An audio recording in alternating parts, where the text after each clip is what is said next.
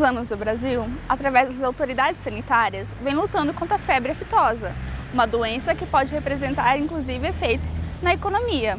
Para falar sobre esse assunto, conversamos com um médico veterinário. Confira agora no quadro Conversa com o Pesquisador.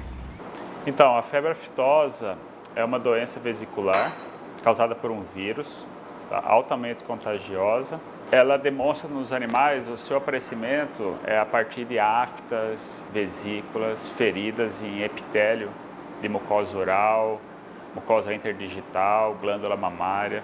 O aparecimento das lesões de febre aftosa faz com que o animal pare de se alimentar, se locomova menos, Então ele tem queda de produção, seja de leite, seja de carne. O animal emagrece, não consegue produzir leite. Como é uma doença que se transmite muito rápido, geralmente quando o vírus entra numa propriedade, ele dissemina entre o rebanho. Então você tem um prejuízo muito grande, porque várias unidades de animais da propriedade, eles ficam doentes. Isso pensando só na doença clínica.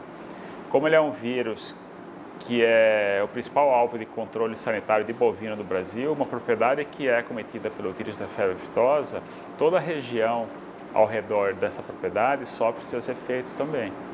Então o prejuízo não vai ser só da saúde animal, mas vai ser esse prejuízo de saúde pública, porque várias outras propriedades vão ter que ser trabalhadas, muitas vezes nem tendo o animal com vírus, mas eles vão ter que ser vacinados, vão ter que ser manejados. O vírus, embora há diversas teorias ou teses que defendem o ser humano como susceptível ao vírus, o vírus não é patogênico para o ser humano. O principal problema que vai ocasionar em saúde pública é porque muitos animais vão ser abatidos, a vida de uma região ela pode ser completamente transformada por conta da introdução do vírus da febre aftosa.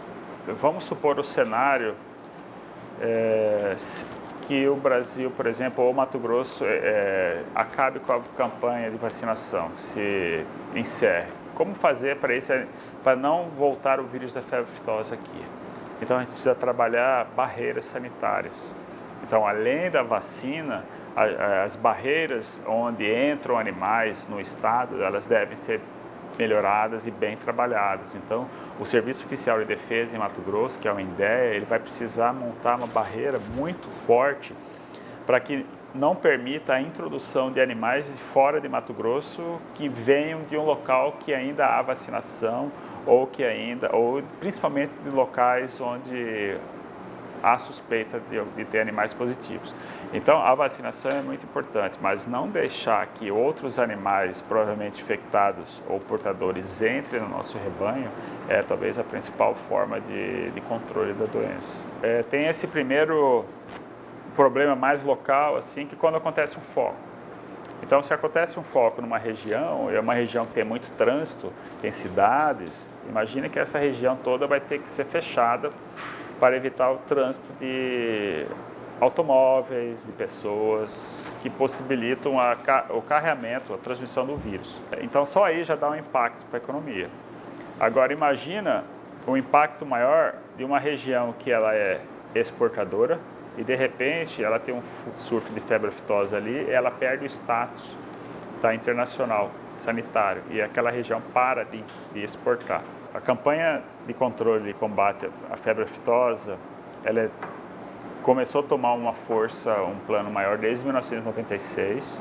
De lá para cá ocorreram alguns surtos, se combateu os surtos e a gente tem aqui em Mato Grosso uma campanha de vacinação bastante consolidada e há um plano para que a vacinação seja suspendida aí dentro de 4 a 5 anos.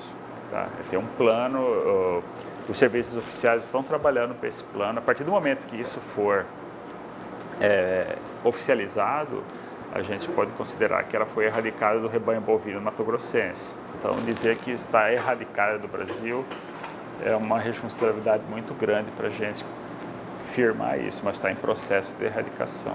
O FMT.Ciência fica por aqui. Para assistir esse e outros vídeos, se inscreva no nosso canal e não esqueça de deixar aquele joinha. Até a próxima!